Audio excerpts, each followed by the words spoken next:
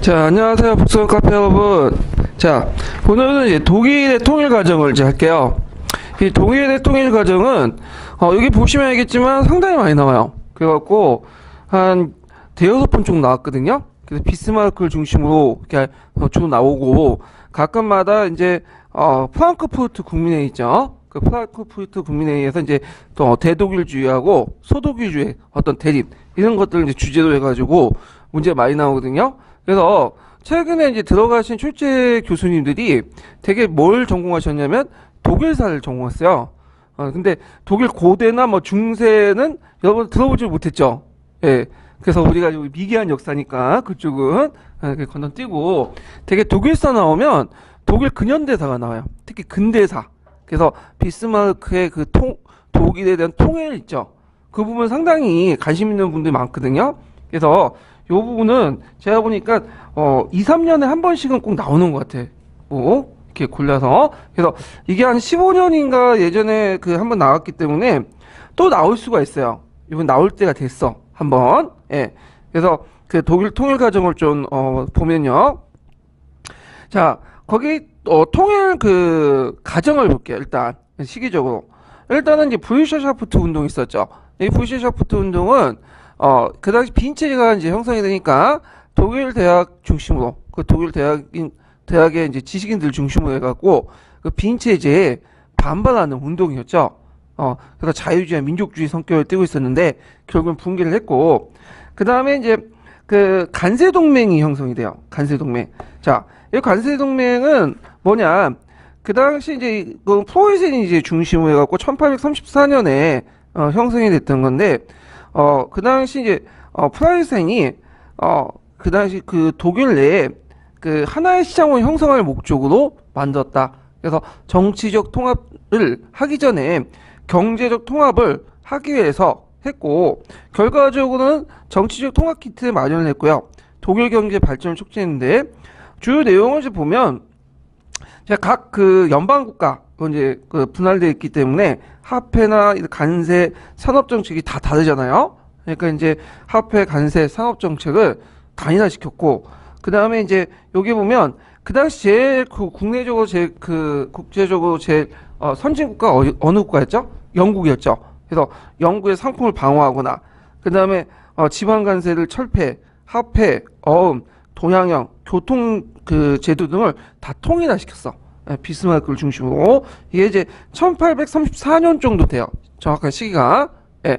오늘날 그 유럽 통합하기 전에 경제적, 정치적 통합하기 전에 이 경제적 통합을 지금 하고 있잖아요. 예. 자, 그렇게 연관시켜서 보시면 될 것 같아요. 자, 이건데 이제 책에서는 이걸 2월 혁명의 그 7월 혁명의 영향이다. 이렇게 이제 얘기를 하고 있는데 이게 오비이다 해갖고 그냥 우연이지 이게 실질적으로 그게 검증된 건 아니거든요. 그러니까 이제 7월 혁명 때문에 뭐 독일의 간세동맹이 형성됐다. 요거는 좀 약간 비약인 것 같아. 제 생각에는 이게 좀 논리적으로 검증이 안 돼. 예, 그래가지고 이게 좀 시기가 그렇다고 해서 뭐 이렇게 연결시킬 수 없는데 일단은 자, 그 다음에 두 번째로는 이제 나중에 살펴보겠지만 2월 혁명이 일어나고 나서 이제 독일 3월 혁명이 일어나죠. 오스트리아나. 그래서 이때 이제 프랑크푸르트 국민회의가 형성이 돼요. 그래서 이거 프랑크푸르트 국민회의는 기출에 자주 나오는 부분이거든요. 그래서 요거 꼭 기억을 해두시고 요 부분 뒤에 좀 더 설명할게요. 자, 그 다음에 이제 여기 보면 이제 오스트리아 동맹을 해서 그 다음에 비스마르크 때 넘어가는 거죠. 덴마크의 슐레슈비아, 홀스타인 지역을 점령하게 되고 그 다음에 이제 슐레슈비아 홀스타인 문제로 호이센과 오스트리아의 전쟁이 일어나죠. 그래갖고 이제 그때 북부 독일 동맹이 결성이 되죠. 그 다음에 이제 에모스 정부 사건을 해갖고 보불 전쟁이 일어나고 그래서 독일 제국이 완성이 됐다. 이렇게 이제 보시면 돼요. 그래서 그게 독일 통일을 했던 연도를 좀 외워두셔야 되겠죠. 1871년이에요. 1871년 19세기 후반때. 근데 이제 이것도 이탈리아 통일하고 또 연결돼 있어요. 이탈리아 통일하고 왜 연결돼 있죠? 이탈리아가 그 당시 마지막으로 남았던 지역이 어느 지역이에요? 중앙정부에 해석돼 있지 않죠? 로마의 교황령이죠. 예, 그 교황령이 이때 이제 점령당하게 돼요. 이탈리아 중앙 정부에 의해서. 왜냐면 그 당시 로마를 지켰던 프랑스 군대가 이 보불 전쟁 결과 빠져나갔어. 그때 그 틈을 노려갖고 이탈리아가 여기를 점령하게 되죠. 예. 그래서 이탈리아의 통일과 독일의 통일은 동일하다. 1871년에 통일이 됐죠. 자, 근데 이제 여기에서는 제가 이탈리아 통일을 뺐는데, 이탈리아 통일 같은 경우 수능에는 좀 나오거든요. 근데 인고에서는 거의 안 나왔다 보시면 돼요. 거의. 그래서 안 나왔어, 한 문제도. 예.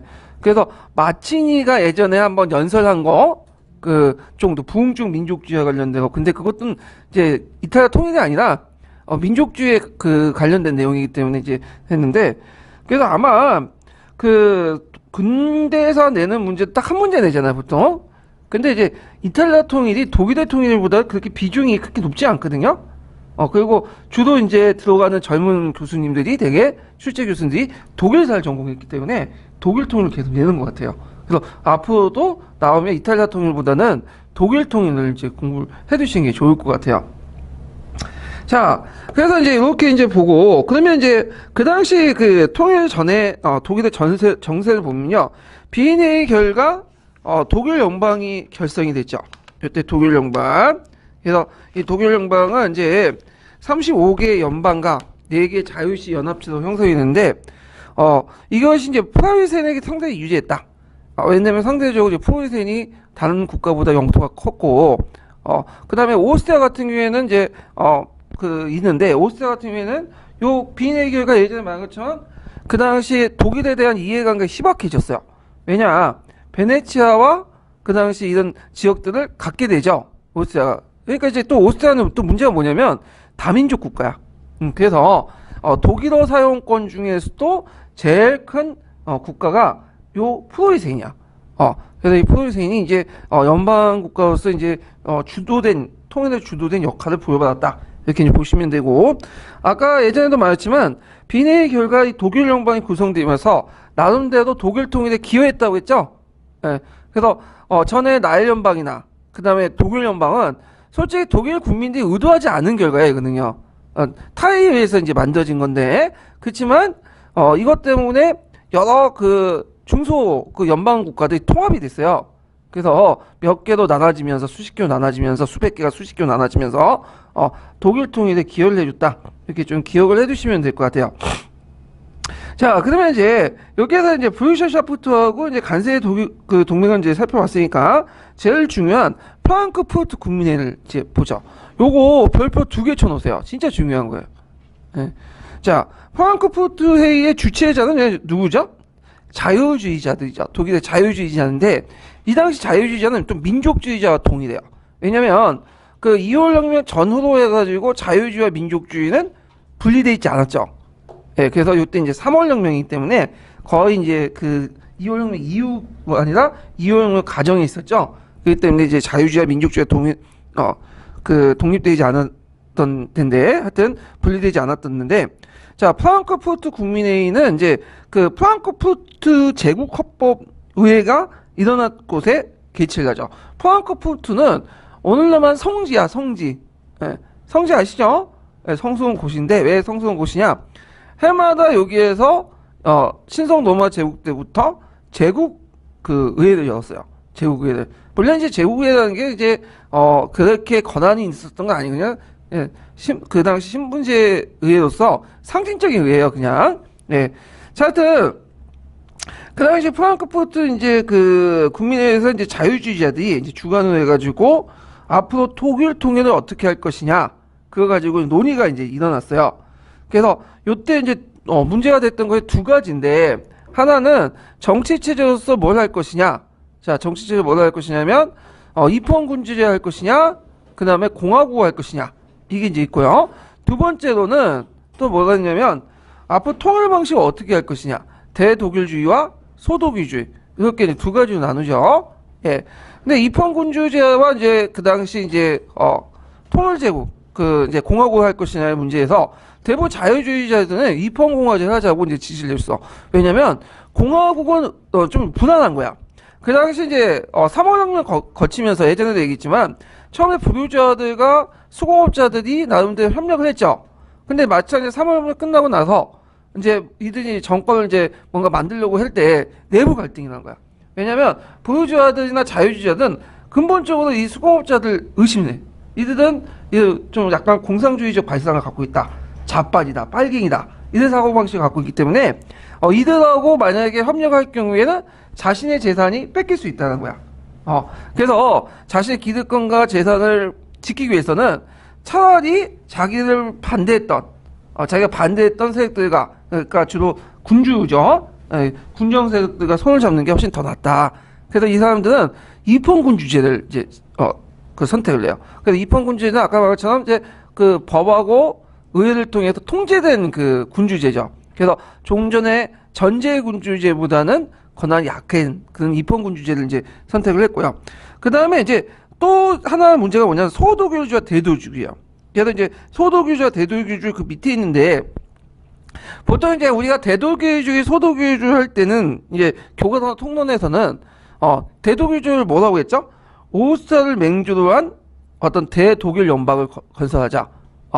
그리고 이제 소독일주의는 오스트리아는 다민족 국가이기 때문에 이 오스트리아 배제하고 그 당시 독일어권을만 사용했던 그걸 이제 프로이센 중심으로 해갖고 통일하자. 두 가지 논의를 했어요. 그래서 이게 통일한 게 오스트리아. 그래서 이 오스트리아 어떻게 할 것이냐. 그래서 이거를 이제 가지고 논쟁을 펼쳤는데, 그때 이제 프랑크푸르트 국민회의 초창기 때는 대독일주와 소독일 중에 어느 게 더 우세했을까요? 대독일주의가 우세했어요. 대독일주의. 요때 대독일주는 앞에 언급한 오스트리아 중심의 대독일주가 아니에요. 그러니까 오스트리아 중심으로 해갖고 다 포함해갖고 이렇게 하자. 그런 대독일주의가 아니라 요때 대독일주의는 오스트리아 포함하되, 오스트리아에 보면 그 비독일어권 있죠. 비독일어권 배제하자는 거야. 그러니까 체코나 그 다음에 유고 일부, 그 다음에 이런 헝가리죠. 이런 사람들 배제하자. 그러니까 왜 그 당시 자유주의 민족주의 입장 올 때는 독일어만 사용하는 사람만이 독일 민족이다 이렇게 생각을 하고 있었거든요. 그러니까 이제 오스트리아하고 그 다음에 그 다 포함하니까 이때 대기독일주는 종전에 우리가 알고 있는 대독일주와 달라요. 그냥 대독일주의야. 자, 그게 이제 대세였어요. 그러니까 우리식으로 따지면 남북한 통일하자 그런 논리야. 근데 우리가 이제 남북한 통일은 이제 장량하게 생각하지만 이건 남한 중심의 통일이 돼야지. 만약에 북한에서 북조선 중심의 통일을 주장하면 우리는 어떻게 했어요? 당연히 반대하겠죠.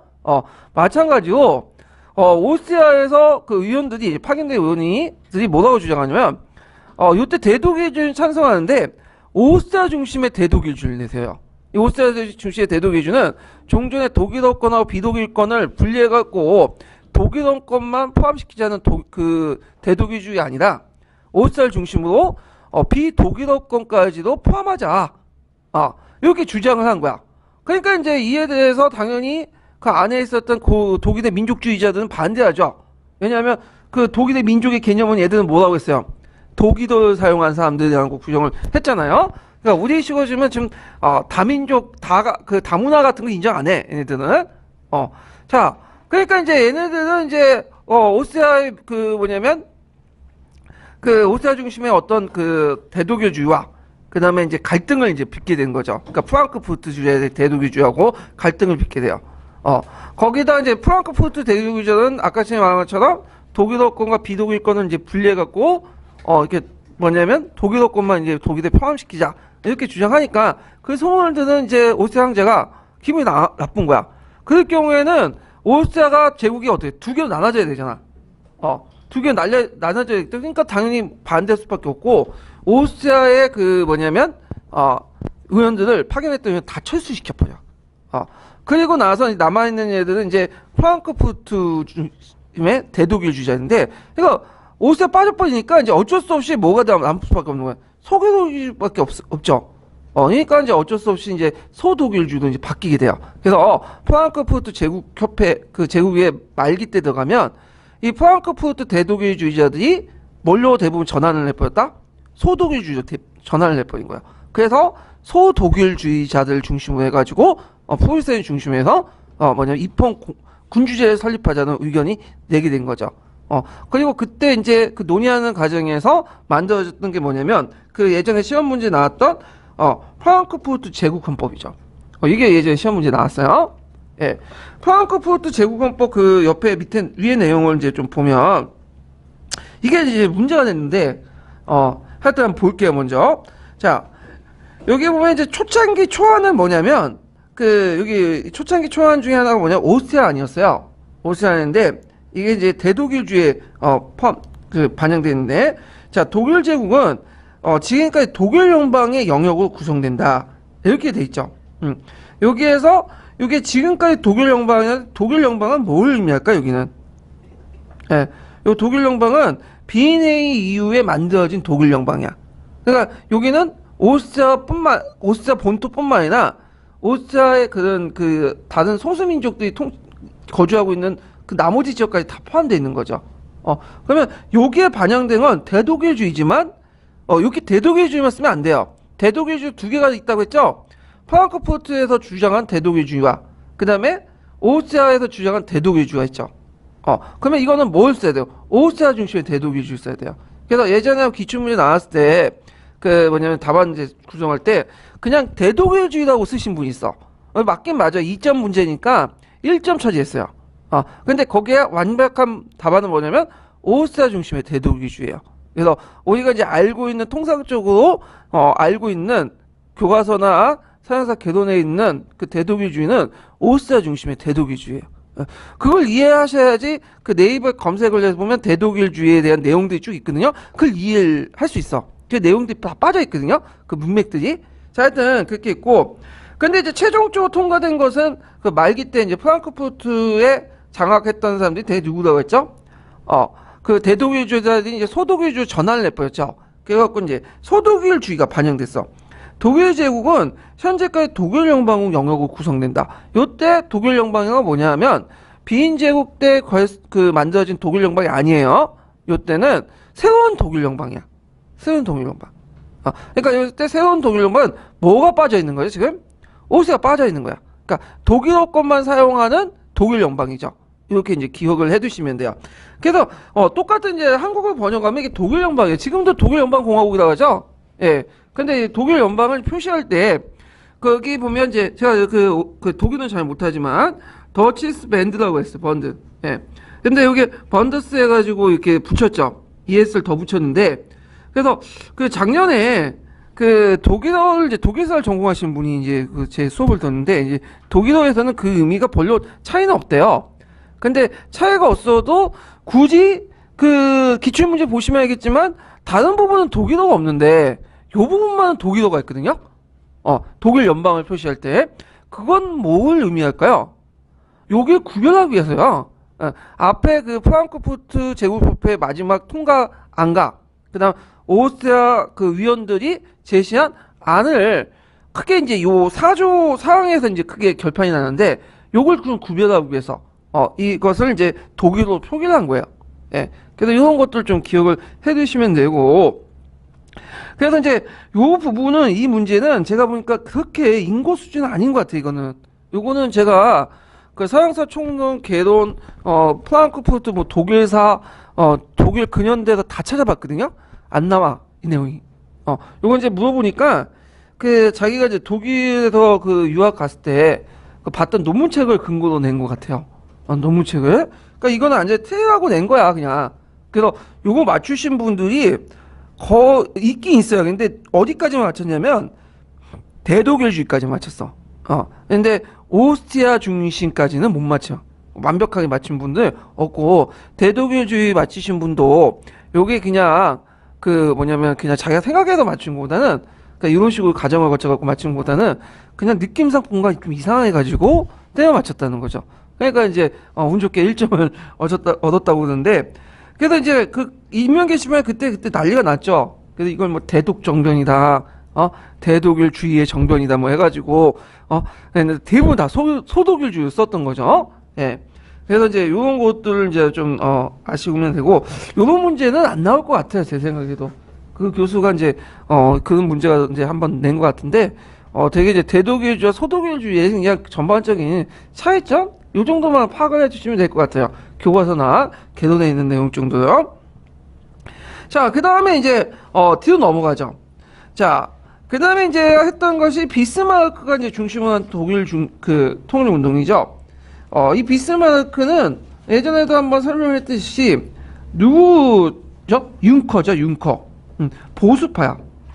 융커 출신이고 보수주의자고, 그래서 나중에 이제 그 비에름 1세에 의해서 등용됐던 사람이죠. 이 사람이 그래서 이 사람은 그 예전에 그 정치가들은 민족주의를 별로 안 좋아했죠.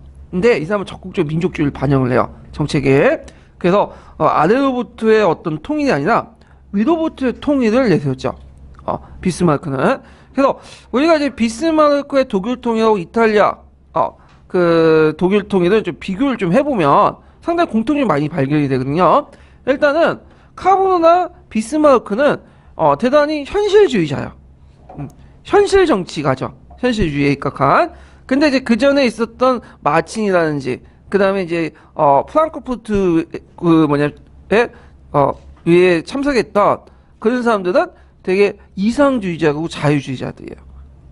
그래서 그 앞에 있는 사람들은 이상주의, 그 자유주의와 민족주의가 결합된 사람이고, 그 뒤에 있는 사람은 민족주의로 했고 자유주의가 배제된 그런 사람들이죠. 하여튼 현실 정치가들이 주도를 했다, 이런 것도 있고, 그 다음에 또 두 번째로는 누굴 배제하는 과정에서 나갔죠?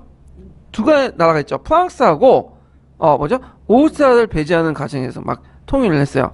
그래서 이런 것들이 이제 좀 약간 공통적으로 보이는 형상들이죠. 자, 그러면 이제 비스마르크는 이제 볼게요. 비스마르크는 뭘 주장하냐면, 우리가 이제 알다시피 그 철활 정책을 주장하죠. 요때 이제 철과 피, 혈 이렇게 하는데, 철혈인 의미가 뭐예요? 강력한 무력이죠. 강력한 무력. 예, 강력한 무력. 그러니까 종전의 자유주의자들이 어떤 이제 언론이라든지 어떤 뭐 합의를 통해서 통일하자, 다 이상적인 내용이다. 강력한 힘을 통해서 군사를 통해 밀고 나가자, 이렇게 이제 주장했던 사람이 이제 뭐 비스마르크죠. 그러다 보니까 이 사람은 의회나 뭐 자유주의자들 별로 안 좋아했어. 그래서 의회 기능을 정지시키고, 그 다음에 자유주의 언론을 막 탄압을 하고. 그래서 초창기 때는 그 자유주의자들이 그 되게 싫어했어, 이 사람을. 그때 자유주의자들의 대표적인 그 뭐냐면 단체가 어디냐면 민족협회라는 단체죠. 민족협회. 그 예전에 한번 시험 문제 나왔어요. 그래서 그 민족협회가 부흥적 민족주의냐, 그 다음에 침략적 민족주의냐, 잠깐만, 그 부흥적 그 민족주의, 부흥적 민족주의냐, 통합적 민족주의냐, 이렇게 나왔죠. 그 앞에 이제 부흥적 민족주의, 자유주의와 민족주의가 결합된 그 민족주의자들을 이제 뭐냐면 얘기를 하는 거죠. 자, 그래가지고 그 당시 이제 이런 그 뭐냐면 자유주의 갈등은 나중에 이제 외교적인 어느 성공과 그다음 군사적인 업적 때문에 이제 나중에 자유주의자들이 비스마르크를 지지하게 되죠. 결과물이 나왔잖아. 비스마르크가 한 건 했죠. 자, 그래갖고 이제 이런 것들 좀 기억을 해두시고, 그 비스마르크의 그 의회 연설문 좀 내용을 볼게요. 여기 보면 독일이 착안해야 할 것은 포유세의 자유주의가 아니라 그의 군비입니다. 언론이 아닌 다수 결로 현재의 문제 해결되지 않습니다. 뭐와 뭘로 해결한다고? 철과 피로서 해결된다. 이것이 그 유명한 철 정책의 주 내용이에요. 자, 그러면 이제 이 사람이 몇 번의 전쟁을 거쳤어요. 통일하는 과정에서 크게 3번 거쳐서 했거든요. 그래서 첫 번째로는 1864년에 일어난 그 대덴마크 전쟁이죠. 대덴마크 전쟁과 그 다음에 두 번째 전쟁은 1866년에 일어난 포유세 오스트리아 전쟁이죠. 그 다음에 이제 마지막으로 이제 일어난 것이 뭐냐면 그 1870년에서 71년에 일어난 포유세 프랑스 전쟁, 그러니까 줄여서 보볼 전쟁이라고 하는 것들을 이제 3번에 거쳐서 이제 했는데, 자, 그럼 먼저 대덴마크 전쟁을 볼게요. 요 슐레슈비아 호스타인 지역 때문에 문제가 생겼는데, 요 슐레슈비아 호스타인 지역은 어떤 지역이냐? 자, 덴마크 왕국의 영역에 속하지만 실제로 이 지역에 그 살고 있는 주민들 90%가 독일이냐, 독일어를 사용하는 사람들이죠. 그래서 요걸 가지고 이제 뭐냐면 이 땅은 우리 독일 땅이다, 이렇게 이제 주장을 하게 되죠. 자, 그래서 프로이센하고 이제 오스트리아가 연합을 해가지고 그 뭐냐면 덴마크를 공격을 했어요. 그래서 이제 덴마크가 전쟁을 했는데, 당연히 덴마크는 이제 그 약한 나라니까 이제 쉽게 점령했겠죠. 그래서 그 슐레슈비아 홀스탄 지역을 그 자기가 이제 갖게 돼요.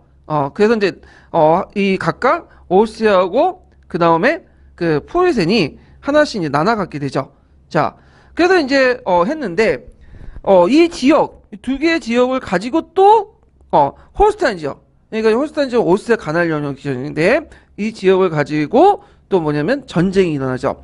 이게 이제 그 유명한 프로이센 오스트리아 전쟁인데 자 일단은 전쟁이 일어나기 전에 그 당시에 이제 먼저 비스마르크 사전 절차를 했어요. 사전 작업을. 이 비스마르크라는 사람이 그 군사적인 막 군사를 내세우고 있지만 실제로 이 사람은 외교에 상당히 달인이거든요. 그래서 외교를 먼저 하고 나서 마지막 수단으로 군사를 선택하고 있고 그리고 군사적 행동하기 전에 꼭 외교적인 그런 작업들을 해요. 그래서 국내에 안정을 시켜놓고 그 다음에 하나만 두들겨 패죠. 그게 특징이야. 그래서 주변의 국가들이 세력균형의 원칙에 따라서 다른 나라를 도와주지 못하도록 이렇게 다 차단을 시켜버린 거야. 이해관계를 잘 조절해서. 자, 먼저 오스트리아하고 이제 그 친한 나라가 이제 어떤 나라냐면 러시아하고 프랑스야. 러시아 프랑스인데 친한 나라는 아닌데 하여튼 그 가담할 수 있는 나라가 이렇게 이제 러시아 프랑스인데 러시아는 그 뭐냐면 그 당시 동부 지중해 문제도 해서 오스트리아 결렬돼 있었어요. 그 뭐냐면 발칸반도 문제 때문에. 그래서 이때 러시아가 이제 유착을 더 강화시켰고 그 다음에 프랑스에게 접근해서 만약에 우리가 너네들 오스트리아 가담하지 않을 경우에는 그냥 중립만 지킬 경우에는 뭐냐면 라인 지방을 하락해 주겠다. 라인 지방을 그래갖고 언지를 줬어요. 언지를. 그러니까 하락해 줬다고 딱 명시하진 않고 언질만 준 거야. 너네들 알아서 판단해라. 그러니까 그날 나폴레옹 3세가 그걸 보고 중립을 지키도록 유도했죠. 왜냐면 이 나폴레옹 입장 올 때는 오스트리아하고 이제 독일하고 싸울 때, 프로이센 싸울 때 오스트리아 밀리면 당연히 프로이센을 견제하기 위해서 어떻게 해요? 나갈 수밖에 없는 거죠. 오스트리아를 이제 지원해 줄 수밖에 없는 건데 이런 것들 사전에 딱 차단을 해버리고 그리고 나서 또 이탈리아 또 공수동맹을 맺어요. 공수동맹 같이 치자. 그래서 이제 베네치아를 너네들이 우리를 도와줄 경우에는 베네치아를 주겠다. 이 베네치아는 그 당시 누구 땅이었죠? 오스트리아 땅이었죠. 비내 이후에. 그래서 이제 양도를 약속을 했어요. 그래서 이제 오스트리아 전쟁을 해요. 그래서 오스트리아하고 몇 주를 전쟁했냐? 7주 만에 끝나버려요. 전쟁은 아주 단기적으로 속전속결해서 끝나버렸거든요. 그래서 이제 그 당시 오스트리아가 이제 이렇게 끝날 뻔했는데 여기에서 프랑스가 개입할 여지가 없는 거예요. 프랑스 같은 경우에는 약간 이제 나폴레옹 3세는 이제 가만히 있다가 한 1, 2년 끌겠지 이렇게 생각했는데 금방 이겨버린 거죠. 그래서 사도비 전투에서 이 7주 전쟁을 해갖고 크게 이겼고 그래서 나폴레옹 3세 예상을 완전 벗어나게 했고 그 다음에 이제 이런 결과를 이제 나왔다 이렇게 이제 보시면 되겠죠. 근데 이제 요때 여기 중간 정도의 영방공 중소제후들은 포이세 합방에 응해서 오스트리아를 지지했다고 해요. 이런 것들을 좀 기억을 해두시면 되고 자 결과 프라하 조약을 맺게 되죠. 오스트리아는. 근데 이 오스트리아가 이제 프라하 조약인데 이 프라하 조약 내용이 그렇게 가격하지가 않아요. 배상금 조약도 없고 그거 왜 그러냐면 너무 강력한 그런 제재 조치를 취할 경우에는 이 오스트리아가 독기를 품어서 뭐죠? 나중에 프로이센을 공격할 수 있다. 복수 차원에서. 그러니까 이제 적당하게 그래서 이렇게 해서 위도 차원에서 그냥 맺어서 이 사람들이 다시 나한테 공격 못하도록 이렇게 만들어 놓고 그 다음에 이때 이제 북부 독일 연방이 성립됐죠. 1867년에. 그래서 북부 지역을 중심에 독일 연방을 중심에 갖고 그 당시 북부 독일 연방이 결성이 되고 그때 연방 소속 국가들은 일정한 자치를 보장받았어요. 그래서 군대는 연방의정국인 프로이센 국왕이 통솔하고 연방의회는 남자 보통선거제에 의해서 구성되어 있지만 실제는 의회가 아니었고요.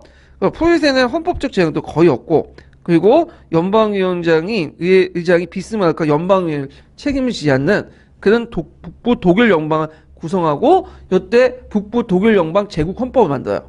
그러니까 우리가 제국 헌법 하면 통일 직후 1871년 통일 직후에 만든 독일 제국 헌법만 생각하지만 실제로 제국 헌법이 좀 많아요. 앞에 있는 프랑크푸르트의 제국 헌법도 있고 그다음에 이것도 북부 독일 연방 제국 헌법도 있고 그다음에 독일 통일하고 나서 만든 제국 헌법도 있고 그다음에 이제 3월 혁명이 끝나고 나서 만든 또 제국 헌법도 있고 그러니까 여러 개의 제국 헌법이 있어. 예. 근데 그 제국 헌법의 이제 특징 중에 프랑크푸르트 국민회의에서 만든 제국 헌법 제안 제국 헌법의 나머지 특징들이 뭐냐면 외관상 입헌주의야. 많이 들어봤죠? 외관상 입헌주의는 뭐예요? 외관상 입헌주의는 겉으로는 입헌군주의 모습을 띠고 있어. 그리고 의회라는 것도 비슷한 게 있어. 그렇지만 실질적인 그 모습들은 어떤 모습들이냐? 전제 군주제라는 거예요. 전주 군주제. 그리고 이 헌법이라는 것들 자체가 그 국민들이 이제 의회를 만들어갖고 아래로부터 만들어지는 헌법이 아니라 뭐죠? 위로부터 주어진 헌법이죠. 그러니까 황제가 시민들을 위해서 내려준 그 어떤 선물 같은 것들이야. 이걸 무슨 헌법이에요? 흥정헌법이라고 하죠. 그래서 보통 이제 우리가 그 중국이라든지 우리나라든지 일본이 헌법을 만들려고 할 때 그 모델이 됐던 그 헌법이 뭐냐면 이건 독일식 헌법제도예요. 예, 이게 군주권을 강화시키는데 상당히 어떤 모델이 되거든요. 그래서 이런 것들 좀 같이 이제 연관시켜서 이제 보시면 되고, 자, 그 다음에 이제 자유주의자 갈등이 있었다 그죠. 근데 이제 자유주의자한테 이런 그 뭐냐면 결과물을 보여주니까 이제 자유주의자들이 이제 비스마르크와의 이제 대립을 이제 청산하고 적극적으로 누굴 지지하기 시작하냐면 그 뭐냐면 비스마르크를 지지하게 돼요. 그래서 자유주의자들이 군사비 지출도 이제 추인시키고 그러면서 이렇게 했다. 그런데 이 과정에서 이제 민족주의가 점점 자유주의가 어떻게 돼요? 분리돼 나가기 시작해요. 그리고 민족주의가 이제 보수주의자 정치가들에서 적극적으로 이용되기 시작하죠. 이런 특징들을 보이고 있다라는 거죠. 자, 그래서 이런 내용들 좀 기억을 해주시면 되고, 자, 그 다음에 마지막 걸림돌은 뭘까요? 걸림돌은 그 프로이센하고 프랑스 간의 전쟁이죠. 자, 여기 이제 그 계기가 됐던 전쟁 사건이 뭐냐면 에모스 전부 사건이라는 게 있어요. 에모스 전부 사건. 자, 이 에모스 전부 사건이 왜 일어났냐? 그 에모스라는 곳은 어디냐면 프랑스의 온천장이거든. 유명한 그 온천장인데 그때 이제 프랑스의 온천장이 아니라 제가 이제 말을 잘못했는데 그 독일의 유명한 온천장이에요. 예. 그래갖고 이제 그 당시 이제 그 뭐냐면 그 비에르 밀세가 그 에모스 온천장에 갔어요. 근데 이제 프랑스 대사가 이제 가가지고 뭐 여러 가지 요구 때문에 이제 일어난 사건인데 이제 사건의 배경을 보면 1868년에 에스파니아에서 혁명이 발생됐거든요. 그래갖고 그때 이제 통치했던 여왕이 추방이 돼요. 여왕이 추방되고 혁명 정부는 그 당시 이제 그 프로이센 왕가, 그러니까 에스파니아 왕가의 반개월 정도 되는 프로이센 왕가에게 새로운 왕을 이제 그 추대해달라고 요청하는데 그 당시 이제 비에르 밀세는 일단 프랑스의 강력한 반대도 있고 자기 자신도 뭐냐면 그 추대하고 싶지도 않고 등등 해가지고 거절했어요. 그걸 분명히. 그런데 프랑스 대사가 이걸 또 공식적으로 한번 다짐을 받으려고 비에르 밀세를 찾아간 거야. 그 에무스까지. 그러니까 이제 자기가 분명히 단호하게 지금 거절했는데 왜 그걸 내가 해야 되냐? 나 이거 못하겠다. 딱 이제 뭐냐면 거부를 한 거죠.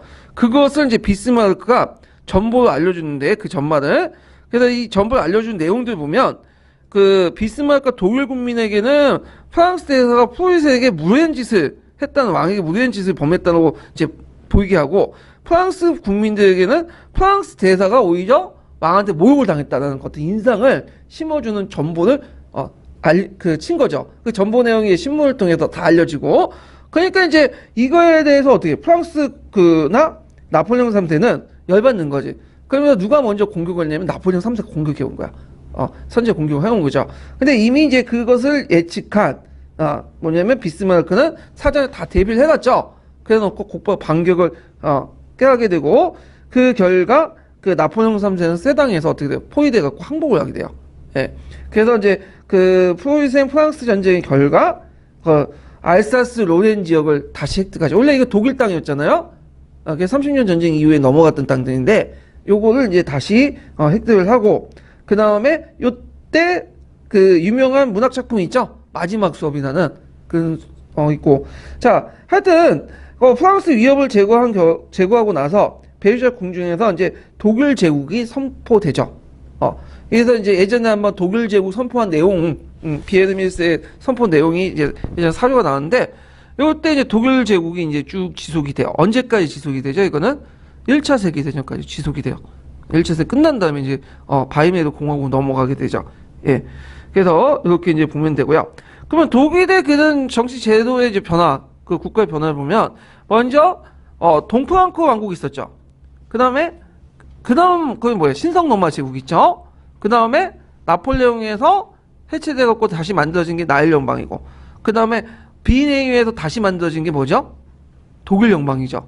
그리고 나서 1871년에 통일된 독일 제국이 있었죠. 이렇게 이제 보시면 돼요. 그리고 독일 제국은 나중에 1차 세계대전이 끝나고 나서 쫓겨남으로써 뭐냐면 비해문 공화국으로 넘어가게 되죠. 자, 그러면 이제 이런 내용들. 그래서 독일 통일이 1871년에 성립이 됐고요. 그리고 이제 그 무렵에 이제 오스트리아는 혼자 통치하기 힘드니까 오스트리아와 헝가리가 두 개로 나눴죠. 그래서 오스트리아는 외교와 군사 이런 것들은 담당하고 나머지 이제 내정과 일반적인 것들은 헝가리 자체에서 이제 뭐냐면 통치하도록 이렇게 하게 되죠. 그래서 오스트리아, 헝가리 이중 지배 체제 왕국을 만들었다. 이렇게 이제 보시면 돼요. 자, 그러면 관련된 이제 그 형상평가 문제를 좀 볼게요. 221페이지 펴보세요.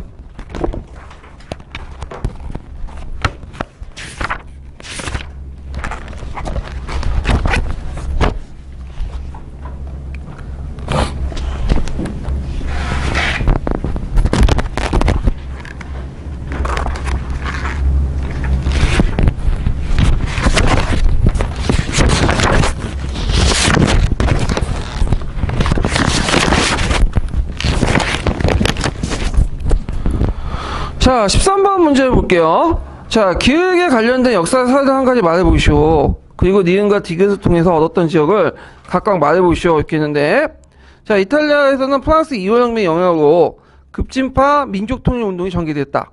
하지만 실패했다. 그래서 이때 이제 그 기획의 내용은 이제 뭐냐면, 요거는 이제 아까 지금 언급된 이탈리아 통일과 관련된 거지만, 자, 이탈리아에서는 프랑스 2월 혁명 영향을 받았고, 마치니아 가니발 등 급진파 들이 민족 개혁과 그런 운동을 추진했지만 실패했어요. 왜 실패했냐? 프랑스가 개입을 했죠. 프랑스가 그래갖고 이제 이렇게 실패를 했다는 걸 좀 기억을 해두시면 되고, 자, 그 다음에 니은 같은 경우에는 그 오스트리아 맞서 이탈리아 통일전쟁을 일으켰다. 프랑스에 지원받아. 그래서 요 당시 이제 그 얻었던 땅이 뭐냐면 그 롬바디아 땅이 있어. 롬바디아 땅. 그리고 롬바디아는 원래 오스트리아 땅이었죠. 비네이거가 넘어갔던 땅이었는데 다시 찾았고, 그 다음에 디귿은 그 오스트리아를 점령한 영토를 점령했다. 여기는 어딜까요? 독일 오스트리아 전쟁 때 베네치아죠. 베네치아. 그래서 공수동맹 맺었다고 했죠. 근데 이 공수동맹이 서로 이제 협공해서 싸우겠다는데 실제 이탈리아군은 별 의미는 없어요. 별로 전력이 그렇게 강하지 않았기 때문에. 그렇지만 이제 이탈리아 안에서는 이탈리아 그걸 이용해가지고 자신의 예전에 이제 잃어버렸던 영토를 이제 찾은 거죠.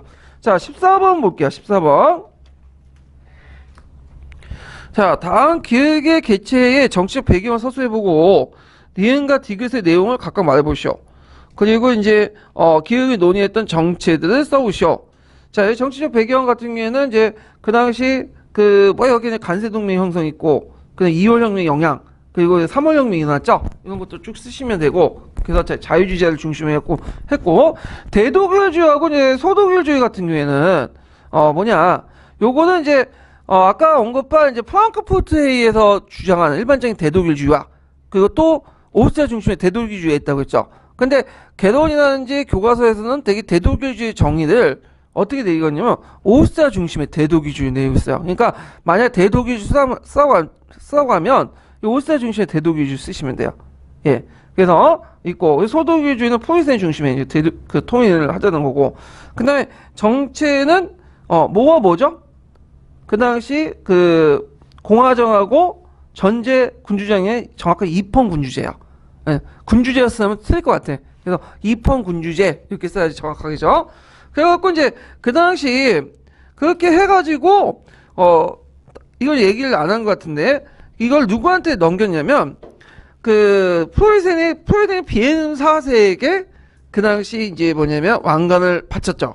그렇지만 비에는 4세는 의회 결정이 독일 전체의 합의에 의한 것이 아니다 하는 이유로 거절해버린 거야. 그러고 나서 그 당시 이제 비에는 4세의 입장일 때는 이렇게 말해주면 마음에 안 든 거죠. 왜 마음에 안 들었어요? 전제군주제야지 왜 입헌군주제야? 그렇죠? 그러다가 이제 자기도 통일한 그 미련은 계속 있었어요. 방법이 좀 문제도 그렇지. 그래서 몇몇 국가들하고 군주동맹을 맺게 돼요. 그래서 했지만 오스트리아 러시아 압력 때문에 포이센은 올무츠 조약에 의해서 이 동맹을 해산하고요. 그 다음 빈회의 이후에 그 독일 연방 부활을 다시 동의하고, 그리고 프랑크푸르트 제국헌법을 수용하진 않았어요. 그렇지만 기본적인 내용들은 좀 수용해가지고 새로운 헌법을 만들었죠. 그래서 이제 3월 혁명 이후에 또 독일 제국헌법을 만드는데, 이 독일 제국헌법은 아까 말했죠, 외관상 입헌주의에 입각해서 만들어진 거죠. 예, 이렇게 이제 기억을 해주시면 되고, 그 다음에 227페이지 펴보세요.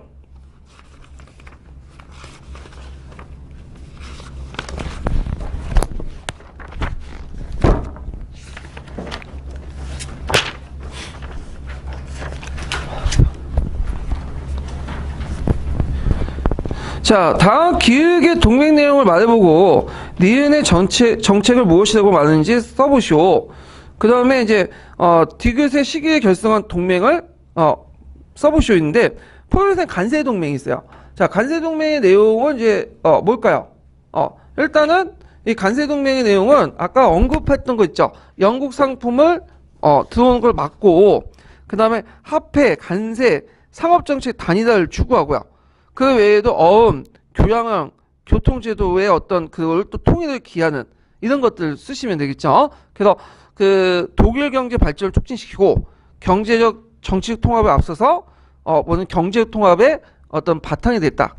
정치적 통합에 앞서서 경제 통합의 어떤 통합을 이뤘다. 이렇게 이제 보시면 되겠죠. 자, 그 다음에 다음 테마 넘어갈게요. 자, 비스마르크의 국내 정책을 볼게요. 비스마르크 국내 정책. 자, 비스마르크 국내 정책도 12년에 한번 나왔어요. 우리가 보통 이제 비스마르크 하면 독일 통일 과정하고, 그 다음에 이제 비스마르크 외교 정책을 이제 주로 하는데, 비스마르크 국내 정책도 한번 나왔으니까 좀 기억을 해두세요. 서기에 자세히 나와 있어요, 이것도. 그래서 비스마르크의 그 정책을 이제 보면 크게 세 시기로 나누고 있어요. 그래서 문화투쟁기, 보통 1기라고 하는 문화투쟁기인데, 그 당시엔 중앙당과 대립해서 자유당과 그 연합해서 이제 했던 시기죠. 그 다음에 제2시기는 어떤 시기냐? 이 시기는 또 예전에 여당 역할을 했던 자유당과 대립해서 또 중앙당을 협력했던 문화 정책을 포기했던 시기고, 제3시기는 뭐냐면 3인당과 대립했던 시기예요. 그래서 그때 이제 반사회주의법 같은 것들을 만들었죠. 그래서 이게 세 개 시기로 나눠볼 수 있다. 이렇게 이제 보면 되고요. 자, 그러면 이제 여기에서 볼 때 먼저 볼게 1기 문화투쟁기 보자. 문화투쟁기. 자, 이 문화투쟁기는 아까 얘기한 것처럼 자유당, 그러니까 온건한 부르주아 세력들로 구성된 자유당과 손을 잡고 카톨릭 세력들이 만들어진 중앙당과 대립을 했던 거죠. 그래서 요인은 뭐냐면 중앙 집권화요. 그래서 이제 그 당시 통일하고 나서 화폐도 통일하고 독일은행도 설립하고, 그 다음 철도와 우편제도를 신설하고 독일 통일을 주도를 했는데, 예전에 한번 제가 얘기를 했는 것처럼 독일은 크게 두 개 지역으로 나눈다고 했죠. 하나가 뭐냐면 북독일 지역하고, 또 하나가 뭐죠? 남독일 지역으로 나눠요. 독일은. 그리고 종교도 달라. 그래서 북독일 지역은 저도 뭘 믿어요? 루터 같은 신교 지역이고, 그 다음에 또 남독일 같은 경우에는 카톨릭 세력이야. 그리고 이 사람들은, 남독일은 또 뭐냐면 대독일주의자들이 많아요. 근데 이에 반해서 제 북독일 지역 같은 경우에는 소독일주의자 많고, 그래서 북독일 같은 경우에는 포에센하고 상당히 친해. 이 사람들은 친하는데, 이에 반해 남독일 같은 경우에는 포에센 상대적으로 좀 뭐냐면 반발하는 세력들이 많거든요. 그래갖고 아까 이제 보불 전쟁 당시에, 그러니까 포에센하고 오스트리아 전쟁 당시에 포에센이 기대했던 것은 뭐냐? 아까 했지만 남부 독일 사람들이 그걸 견제해 줄 거다 했는데 견제 안 했죠. 그건 뭐냐면 이제 그 비스마르크 외교연설 잘 써갖고 그 뭐냐면 남부 독일에 있는 여러 연방 군주들 찾아서 비밀 동맹을 맺은 거예요. 그래서 이 사람들이 오스트리아 참가를 못하도록 막았거든요. 근데 이거는 군주끼리의 어떤 것들이고 일반적인 정서는 좀 달라요. 그래서 남독일은 좀 그 뭐냐면 포에센 그 성향이 되게 강하다. 뭐 종교라든지 이런 것들이. 그래서 이제 되게 이것을 바탕으로 해갖고 이제 무슨 당이 만들어졌냐면 중앙당이 만들어요. 그 중앙당이 만들어진 계기가 이제 뭐냐면 문화투쟁이거든요. 그 당시 이제 교황 피오 9세가 자유주의 사상을 공격하고 국가의 교회 비난을 간섭하고, 그다음 교황의 무오류설을 주장하죠. 이거 못한데 좀 고치세요. 교황의 그 뭐냐면 무오주는 뭐예요? 예전에 한번 얘기했죠? 교황이 신 것을 검다고 얘기해도 이거는 검은 거예요. 교황은 그 베데로부터 은총을 받은 사람이고, 그리고 예수님의 대변자이기 때문에 절대적이야. 오주가 있을 수 없어. 이런 것들을 이제 선언하고, 그래서 교황권의 어떤 세속국가의 우월성 강조, 그리고 이런 것들을 이제 하게 되죠. 그리고 이제 그 교황권의 세속군주의 우월성을 강조에 대응해서, 그러니까 이런 것들 대응해갖고 이제 프로테스탄 정부가 카톨릭의 여러 불리한 법들을 제정하게 되니까, 이에 대해서 이제 중앙당이 결성이 돼요. 중앙당은 어느 지역에서? 독일 남부 지역에서. 독일 남부는 카톨릭이 우세한 지역이고, 그 다음에 또 프로이센에는 정서가 확대되고 분리주의가 상당히 강한 곳이 됐죠. 여기가. 그래갖고 이제 정부 정책에 반발하고, 그래서 독자적인 어떤 노동운동도 전개하고 등등 했는데, 그 내용을 이제 보면, 반카톨릭 입법 내용을 보면요, 국가가 교회를 통제하는 내용들이야. 그 내용들 보면, 자유당이 협조하되 예수회원의 독일 추방, 그 다음에 예수회원은 누구예요? 카톨릭과 연결돼 있죠. 교황하고. 그 다음에 성직자의 정치적 설교 금지, 교육의 교육기관 폐쇄, 주교 토목, 각종 종교단체 해산, 종교의식과 관계없는 민법상 홍인을 인정하고, 신부가 될 사람만 일반 대학에 저울둬야 되는 규정들을 마련을 했죠. 그래갖고 이렇게 이제 반카톨릭 법들을 이제 만들었다. 그러니까 신부가 될 사람들은 꼭 대학은 나와야 된다는 거야. 어느 대학? 종교 대학이 아니라, 지금에 말하면 카톨릭 대학 있죠. 신부가 되기 위해서. 그게 아니라 일반 대학에 오는 사람도 같이 해야 된다. 졸업자도. 이런 식으로 규정을 둔 거죠. 자, 그래갖고 했는데 그것이 잘 안 됐어. 오히려 반발만 컸고, 그 다음에 또 이게 넘어가면서 이 문화정책 포기해버리죠. 문화정책을 비스마르크가 왜 포기했냐? 자, 처음에 비스마르크도 자유무역 정책을 했어요. 왜냐면 영국이 했으니까. 근데 이제 하다 보니까 이 자유무역 정책들이 자기한테 유리한 게 하나도 없거든. 오히려 영국만 더 유리한 거죠. 왜냐, 영국은 이미 선진국가고, 그 다음 선진 자본주의 국가고, 독일은 뭐예요? 후발 자본주의 국가인데, 그걸 국내 시장 개방해놓고 1대1로 싸우다 보니까 이게 싸움이 되나? 안 되는 거죠. 그래서 그 당시 이제 역사주의 영향을 받았고 자유주의 무역 정책에서 보호 관세 정책으로 바뀌게 돼요. 이건 독일뿐만 아니라 그 당 19세기 제국주의 국가들은 대부분 어떤 정책을 썼어요? 보호 무역 관세주의 정책을 썼어요. 보호주의 정책을. 이건 영국을 제외하고는. 자, 그래서 이제 영국과 경쟁이 이제 필요성, 그리고 또 동료의 값싼 이런 농산물들 유입들을 했다는 자국시장 보호. 그래갖고 이렇게 했는데, 그 과정에서 자유당의 지지를 상실했다. 자유당은 어떤 사람들로 구성되어 있냐면 온건한 부르주아 색들, 모든 걸 다 시장에 간섭해야 되고, 그 다음에 자유무역주의를 내세웠던 그런 사람들인데, 자, 그 사람들 입장을 때 그렇게 마음에 안 드는 거야. 그래갖고 이제 있는데, 이에 반해 중앙당은 보호주의 무역을 지지해 있거든. 그럼 누가 손을 잡아야 돼요? 중앙당은 손을 잡고 자유당과 이제 대결해야겠죠. 근데 중앙당에서 손을 잡으려니까 문제가 됐던 게 문화정책이죠. 그러니까 이제 실리주의였던 비스마르크는 아예 그냥 문화정책을 포기해버리고 자유당과 이제 손을 잡았다. 그래서 각종 반카톨릭 법률을 폐기했어요. 그래서 이제 예전에 비스마르크가 무슨 말을 했냐면, 11세기 때 교황에게 굴복한 하이날 사사처럼 카노사에 가는 일이 없다 했는데, 결국에 어디 갔어요? 카노사에 갔죠. 예. 그래서 지금까지 제가 보니까 종교하고 이렇게 다퉈가지고 이긴 적이 별로 없어. 세계 역사상. 예. 자, 하여튼, 근데 이제 이런 자유당도 이게 자유무역 정책을 그러니까 자유무역 정책에서 보호관세 정책을 하다 보니까 이 사람들이 상당히 이득분담을 알게 된 거죠. 그러다 보니까 이 사람들 좀 어떻게 될까요? 비스마르크 정책을 또 지지하게 돼요. 보수화 돼버리죠. 그래서 이제 이런 보수적인 산업지대로 이제 형성하는데 성공했다. 그래서 보호주의 정책이 상당히 독일 경제에 도움이 됐다. 그래서 그 당시 비스마르크 전후해 가지고 독일은 몇 차 산업혁명을 주도하죠? 미국과 함께 제2차 산업혁명을 주도하죠. 그때 제2차 산업혁명의 주도 산업이 뭐예요?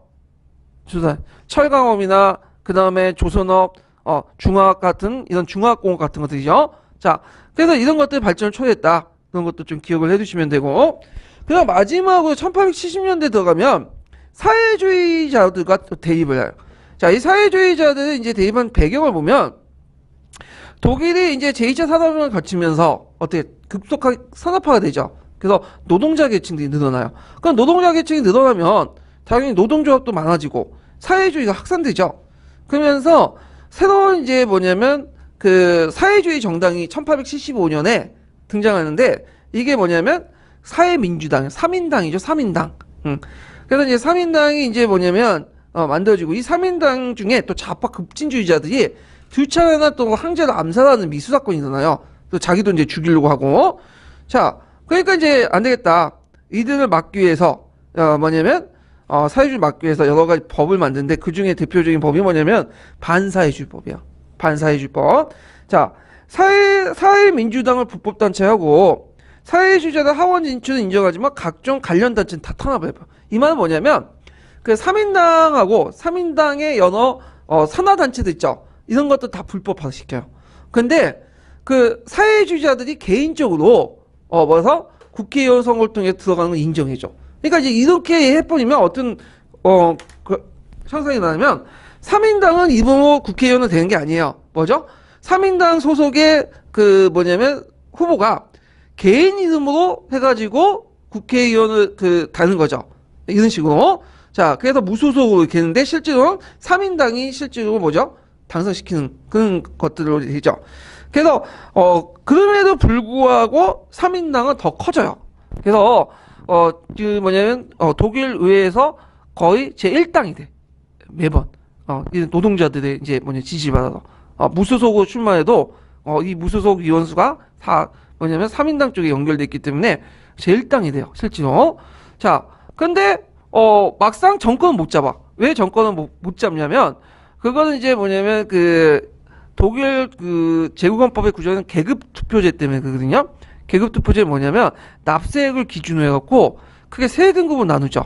그래서 3% 그다음에 그 위에 4에서 13% 그다음 13% 이하 계급 세 등급 나누고 각각의 국회의원 수를 3분의 1씩만 배당을 해줘요. 그러면 3인당이 주로 이제 지지했던 세력들은 어떤 세력들이야? 노동자 계층들이죠. 그러니까 이 노동자 계층은 되게 보면 저임금에 있다 보니까 어떻게 돼요?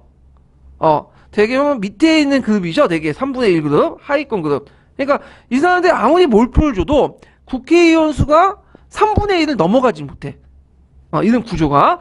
그래서 되게 보면 일당이 돼도 다른 보수 정당들이 어떻게 해요? 손을 잡아가지고 연합 그 정당을 구성해. 연합 내각을. 그러다 보니까 정권을 못 잡아. 정권을 잡기 시작한 것은 언제 때냐? 이거는 나중에 그 바이메르 공화국 때 넘어가서 3인당이 정권을 잡고 지금도 3인당이 있죠? 그 김인당과 이제 양당 체제가 형성돼 갖고 그 보수 진보 양당 체제가 형성돼 갖고 지금도 정권을 주거니 받거니 하는 그런 관계가 되는데 자, 그다음에 노동자 복지 정책을 하게 돼요. 이때 이 노동자 복지 정책을 뭐라고 하냐면 국가 사회주의라고 지칭해. 국가 사회주의. 우리가 사회주의를 하는데 사회주의 정책의 일부 요소를 받아들이면서 누가 주도한다? 국가가 주도하겠다. 그거는 이제 독일이 오랫동안 민주주의 경험도 없고 가부장적인 온정주의 이런 것들을 이제 바탕으로 이제 한 건데 자, 이걸 왜 추진했을까요? 일단 그 선거에서 이 노동자들 마음을 사회주의부터 돌리려고 이제 한 거죠.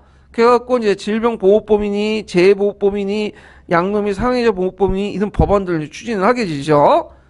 그래서 강제적인 어떤 국가 사회주의 입각해서 온정주의적인 어떤 사회법을 통해서 그 나름대로 그 사회주의자들이 사회 노동당을 못 찍게 했지만 여전히 그 뭐냐면 3인당 그 노동자들은 지금 뭐냐면 나이 많으신 분이 계속 자유한국당 찍잖아요. 마찬가지로 꼭 뭐 그렇게 해도 뭐 좋게 해도 계속 뭘 찍죠? 3인당 계속 찍는 거야.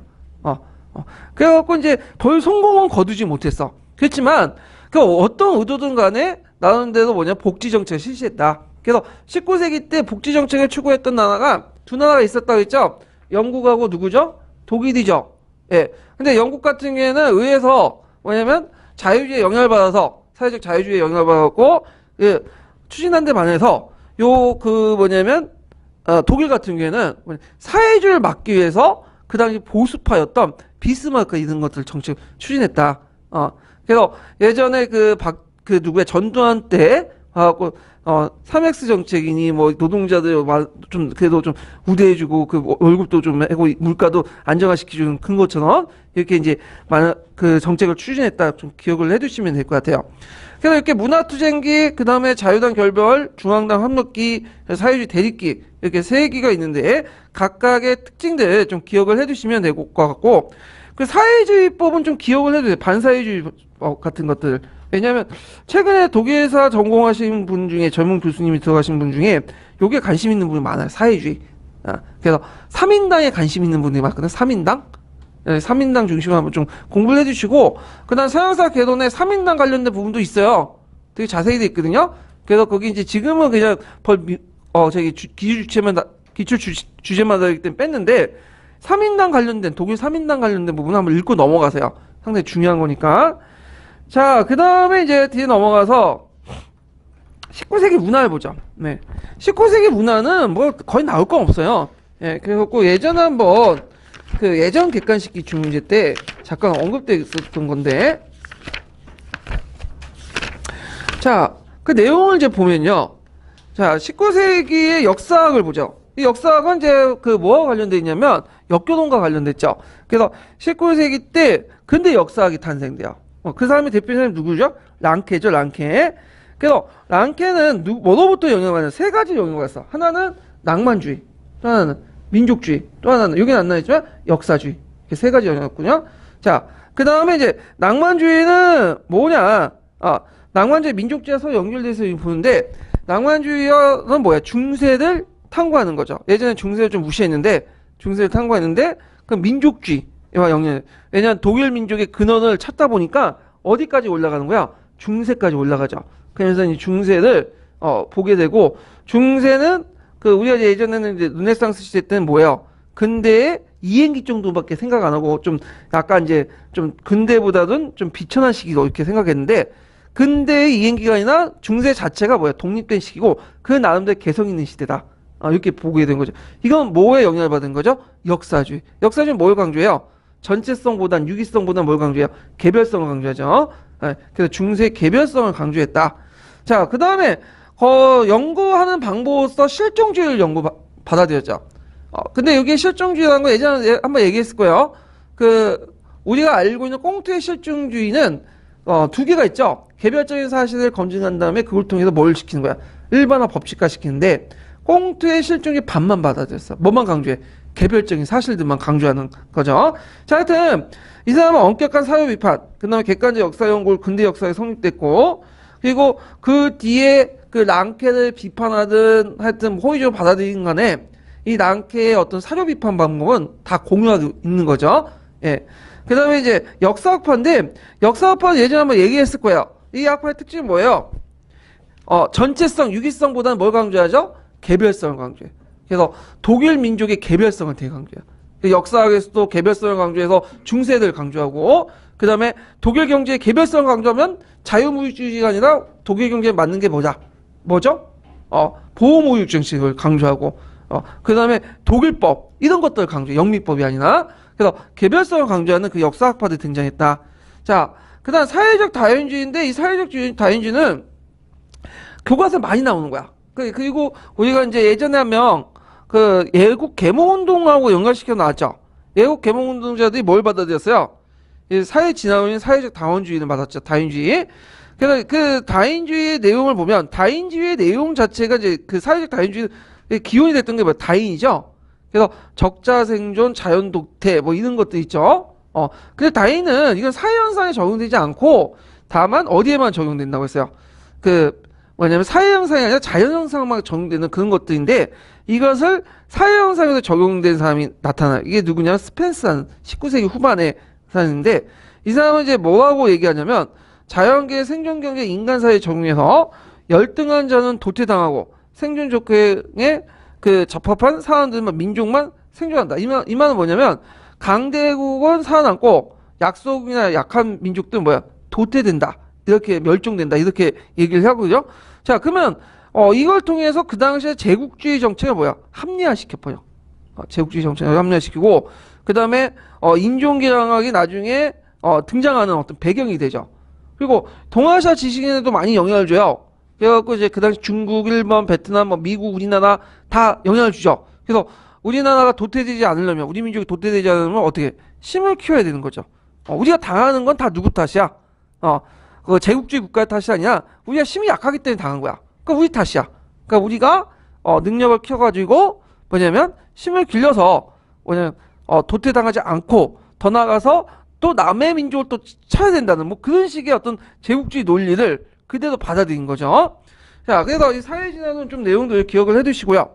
그 다음에 이제 19세기 문학사전 넘어갈게요. 이것도 예전에 한번 기출문제 나왔던 건데, 자, 19세기 문학사전은 이제 그걸 보면 순서가 어떻게 되냐면 일단 이제 여러분들 국어 시간에 잠깐 언급했을 거예요. 이게 고전주의, 낭만주의, 사실주의, 자연주의 이렇게 나가죠. 자, 고전주의 같은 경우에는 뭘 강조하죠? 이성을 강조해. 이성. 그래서 이성. 그래서 이제 이성을 강조하고 조화 균형을 도모하고 그것들을 이제 강조를 하죠. 자, 근데 이런 거에 대해서 반반하는 흐름이 나타나죠. 이게 뭐죠? 낭만주의야.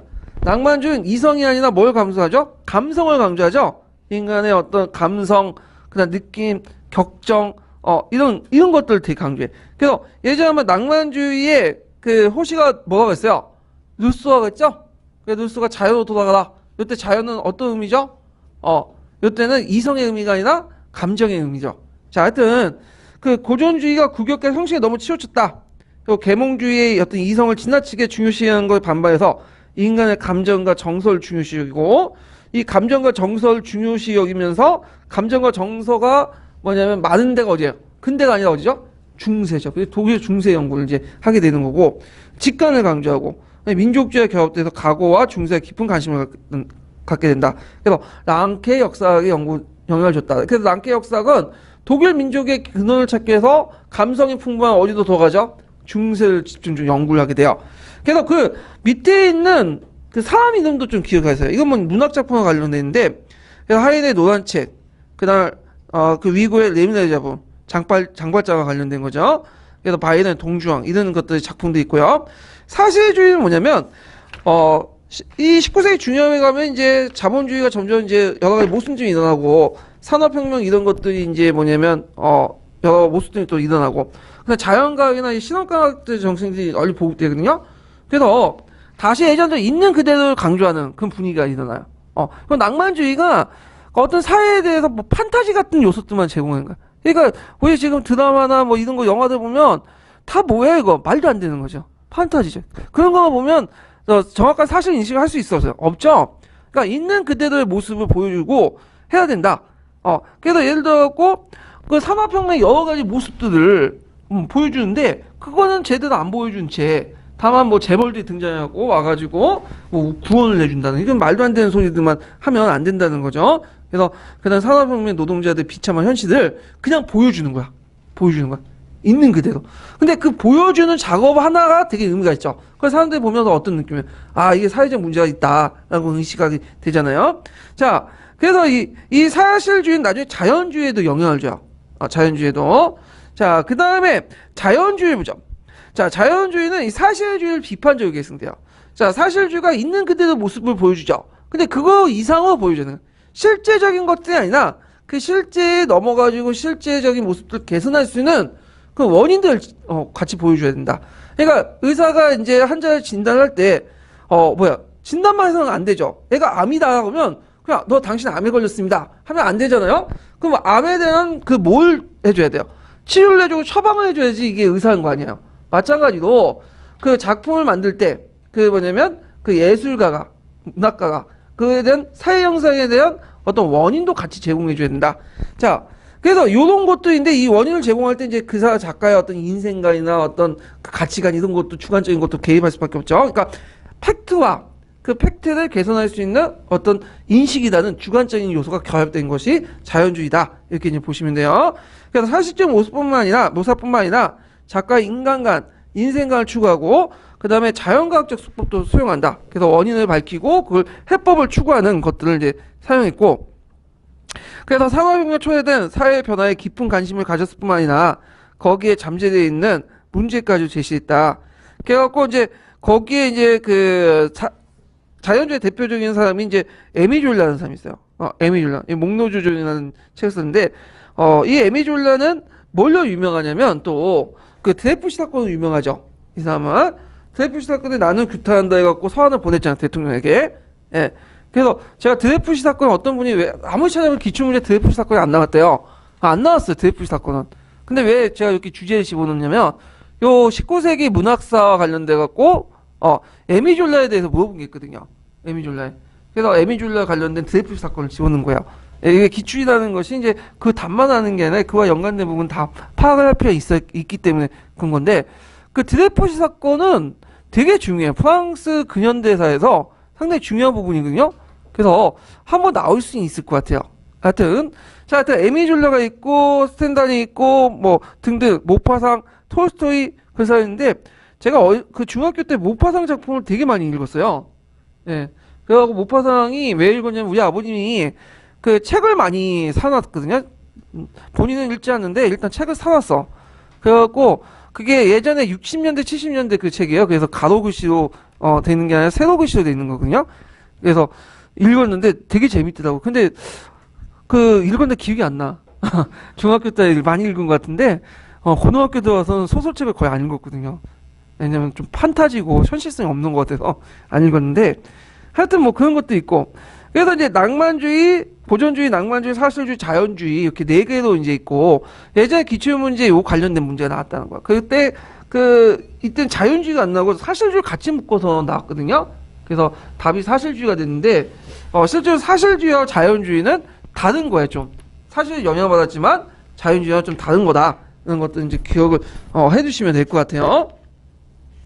그래서 여기 외에도 뭐 미술 작품이 있어요. 미술에 보면 이제 표현주의니 뭐 인상파니 후기 인상파니 등등 있는데 우리가 이것까지 공부할 필요는 없을 것 같아요. 이것까지는. 예. 자, 그러면 관련된 내용들 한번 볼게요. 형성평가에서 224페이지.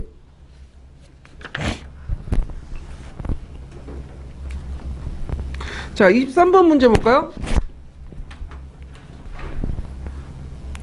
자, 다음 기획의 특징을 서술해보고 니은의 경제적 배경을 말해보시오.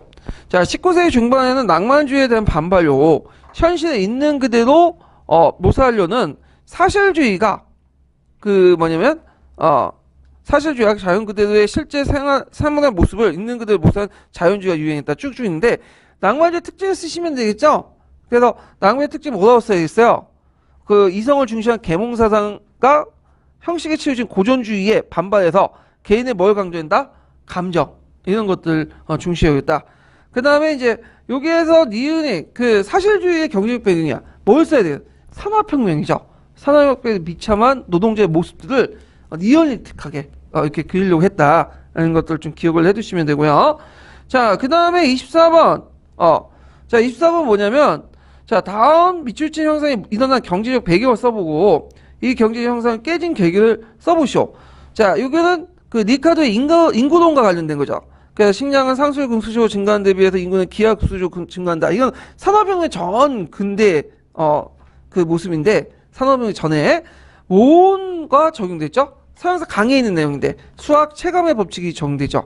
그래서 산업혁명 이전의 생산력이라는 것은 인력이나 충력이라든지 동물 이런 것들을 이제 이용을 했기 때문에 생산력 발전에 한계가 일어나. 그래서 한계가 일어나면 항상 인구 정체가 일어나고, 그에 따라서 또 인구 급감이 일어나고, 이게, 했는데, 자, 이것을, 타파했던 것, 수학 체계 법칙이 적용되는 타파했던 것은 무슨 혁명 때예요? 산업혁명이다. 그래서 이제 동력을 사용하고 기계를 사용해서 생산이 무한 증가가 일어나는 거죠. 그러면서 이때부터 인구가 어떻게 돼요? 급격하게 세계 인구가 증가되기 시작했다. 이렇게 이제 보시면 되겠죠. 자, 그 다음에 25번 아니고요. 잠깐, 자 228페이지 보세요. 228페이지. 아, 228페이지가 226페이지. 30번 문제. 자, 30번 문제 가에 들어갈 말을 써보고 주요 내용을 한 줄 이내로 말해보시오. 가정책의 사회 형성에 적용된 이론과 그 이론의 영향을 써보시오. 자, 가는 뭐죠? 종의기원이죠. 종의기원. 네. 그 다음에 이제 주요 내용은 적자 생존, 자연선택 이런 것들 하는데 참고로 그 자연도태 얘기하지만 엄밀히 자연도태라는 개념은 없어요. 적자생존이라는 개념만 있거든요. 근데 자연도태는 나중에 이제 사회적 진화론이 이제 등장하면서 이렇게 붙여진 이론이고, 자, 이론과 이론의 영향을 보면 사회 진화론에 영향을 주죠. 인종차별과 제국주의 국가의 어떤 식민지 지배를 정당화시켜주는 이론은 이제 사용됐다. 이렇게 이제 보시면 되겠죠. 자, 그 다음에 228페이지.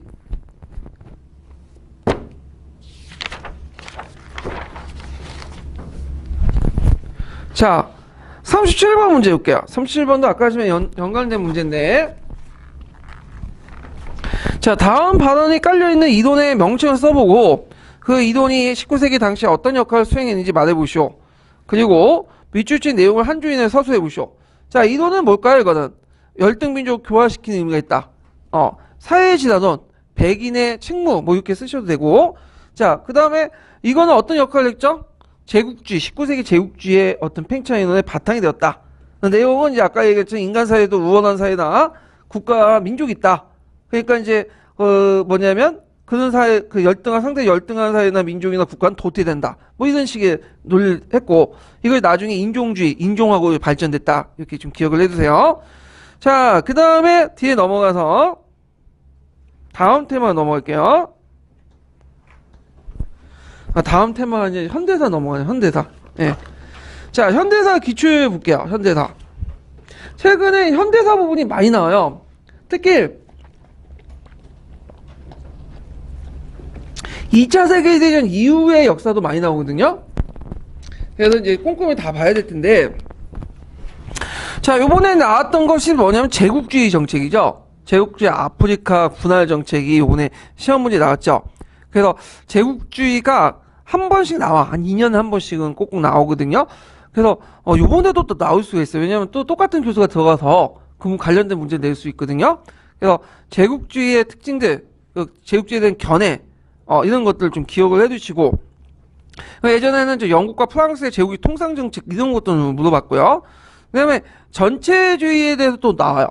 파시즘, 나치즘, 특히 그 히틀러에 대해서 되게 좀 많이 나왔어요. 한 두세 번 나왔거든요. 히틀러의 어떤 나이투쟁이라든지 민족 말살 정책 이런 것들 이렇게 나왔고, 그 다음 러시아 혁명도 나오죠. 이 러시아 혁명도 나올 때가 됐어. 한번 이게 11년도인가 그때 12년도인가 한번 나오고 나서 안 나왔는데 한번 나올 때가 됐어요. 그래서 러시아 혁명 순서와 그 다음에 네프 같은 신경제 정책 이런 것들, 맨세비키와 볼세비키 차이점. 그 다음에 2차 세계대전인데 2차 세계대전은 그 자체가 나온 게 아니라 그 전에 단계까지, 그러니까 폴란드 침공까지 이렇게 나와요. 그래서 이제 히틀러 정책하고 이제 연관시켜서 나왔죠. 자, 그 다음에 1차 세계대전 가정, 영향 이런 것도 이제 나왔고, 뭐 참호전, 무제한 잠수함 사건 이런 것도 있고요. 그 다음에 고르바초프 개혁도 두 번 나왔고, 쿠바 사태 있죠. 미국하고 소련과 관련된 내용이고, 그 다음 미국의 대통령 정책도 나오고, 요번에 나온 게 뭐죠? 유럽 통합이죠. 호르츠초프. 그래서 서양현대사 같은 게 많이 다루지 않았기 때문에 지금 기출이 적어요. 그래서 그런지 왜 예상하지 못했던 것들이 툭툭 튀어나오거든요. 뭐 호르츠초프라든지 그 다음에 그 유럽 통합이라든지 그 다음 동방 정책이라든지 이런 것도 있어요.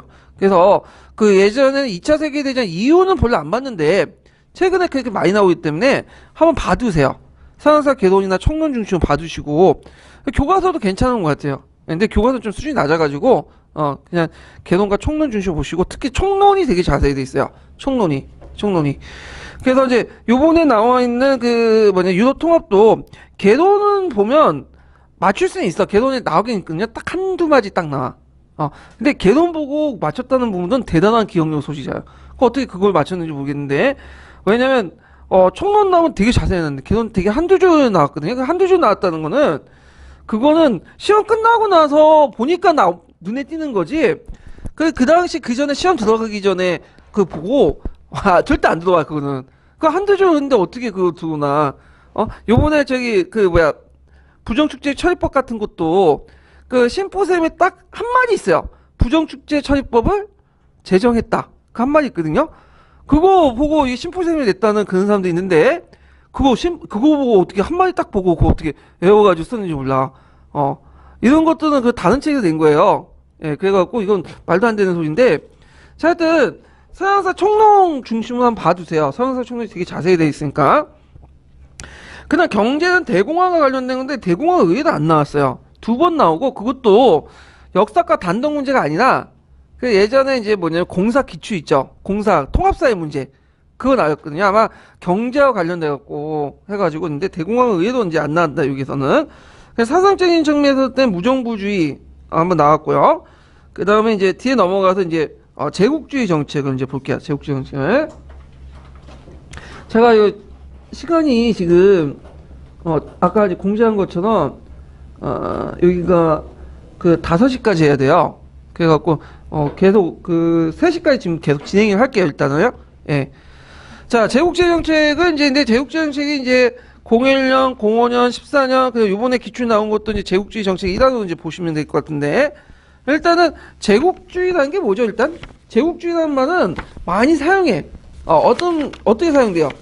남의 나라를 힘으로 경제적으로 문화적으로 침략한 형상들을 일반적으로 제국주의라고 하죠. 제국주의. 지금도 미국이 뭐 제국주의 정책을 핀다고 했잖아요. 왜냐면 경제적 문화적으로 침범을 하잖아. 근데 보통 우리가 역사에서 제국주의 하는 것은 뭐냐면 19세기 중후반의 고전적 제국주의 한정해서 보는 거예요. 시험 문제도 이런 고전적 제국주의에 한정돼서 나오는 거예요. 그럼 이런 고전적 제국주의에 대한 견해를 2명이 제시했어요. 예전에 한번 예문으로 나왔던 거거든요. 2명이 홉스하고 마르크스예요. 자, 홉스하고 레닝이죠. 자, 홉스는 어떤 사람이면 영국 노동당 좌파, 그러니까 노동당의 좌파 좀 급진파죠. 그러니까 이 사람은 사회주의자지만 그렇다고 해서 뭐 폭력혁명을 인정하고 그런 사람은 아니에요. 그래서 이제 자본주의와 제국주의를 서로 연결시켰는데 이 사람은 왜 이렇게 뭐라고 봤냐면 왜 제국주의 정책이 일어나냐? 이거는 근본적 국내 시장에 투자가 불가능하기 때문이다. 왜 투자가 불가능하냐? 저임금 노동자를 부려먹기 때문에 구매력이 약화됐고 그러니까 이 잉여자분들이 국내에서 투자해봤자 별로 남을 게 없으니까 뭐죠? 해외로 나간다. 특히 식민지로. 그러면서 잉여자면 식민지 투자가 일어나고 그리고 그 결과 이 식민지를 찾기 위해서 제국주의 국가들의 어떤 다툼이 일어난다. 그래서 이제 제국주의 정책을 이제 얘기를 했는데 자, 그렇기 때문에 이건 누구 탓이야 다? 소수의 금융자본가들 주신 자본주의 탓이다. 그럼 어떻게 해결되냐? 이거는 뭐냐면 그 분배를 개선해야죠. 분배를.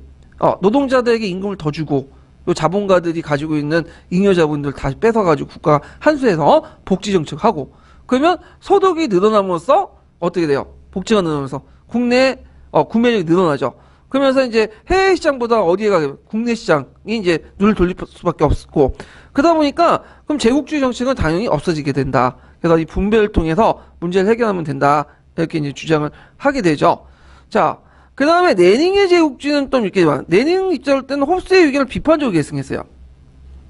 이 사람은 이제 제국주의론이라는 책에서 그 제국주의 정책을 뭐라고 했냐면 자본주의 최고 당국의 단계에서 제국주의 이렇게 규정을 짓고 그러니까 자본주의 마지막 단계가 뭐예요? 제국주의라는 거야. 그래서 이제 되게 보통 제국주의 설명할 때 그 레닝의 제국주의를 많이 설명하거든요. 그럼 레닝의 제국주의는 뭐냐? 일단은 이때 이제 시대적 배경이 되게 이제 19세기 중후반에서 20세기 초반 이렇게 넘어갈 때죠. 이때는 제2차 산업혁명이 일어날 때요. 자, 제2차 산업혁명은 제1차 산업혁명과 달라. 양상이. 제2차 산업혁명은 뭘 중심으로 하는 거죠? 중화학공업이죠. 1차 산업혁명은 1차 산업혁명은 예전에 산업혁명은 주로 면방직 공업이죠. 자본 규모가 더 많죠. 그러니까 예전에 그 영국의 산업혁명 때는 그냥 자기 자본을 쓰거나 돈도 약간 빌려가지고 하면 돼.